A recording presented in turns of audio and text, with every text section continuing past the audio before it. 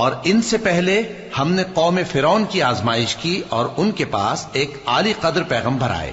جنہوں نے یہ کہا کہ اللہ کے بندوں یعنی بنی اسرائیل کو میرے حوالے کر دو، میں تمہارا امانت دار پیغمبر ہوں، اور اللہ کے سامنے سرکشی نہ کرو، میں تمہارے پاس کھلی دلیل لے کر آیا ہوں،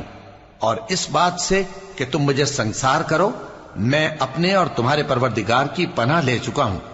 اور اگر مجھ پر ایمان نہیں لاتے تو مجھ سے الگ ہو جاؤ۔ تب موسیٰ نے اپنے پروردگار سے دعا کی کہ یہ نافرمان لوگ ہیں۔ اللہ نے فرمایا کہ اچھا، میرے بندوں کو راتوں رات لے کر چلے جاؤ، اور فرعونی ضرور تمہارا تعاقب کریں گے،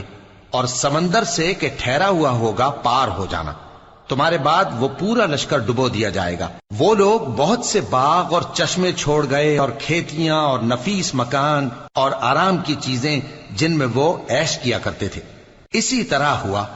اور ہم نے دوسرے لوگوں کو ان چیزوں کا مالک بنا دیا۔ پھر ان پر نہ تو آسمان اور زمین کو رونا آیا اور نہ ان کو مہلت ہی دی گئی،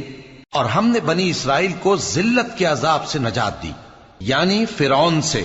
بے شک وہ سرکش اور حد سے نکلا ہوا تھا، اور ہم نے بنی اسرائیل کو اہل عالم میں سے علم کی بنیاد پر چنا تھا، اور ان کو ایسی نشانیاں دی تھیں جن میں کھلی آزمائش تھی۔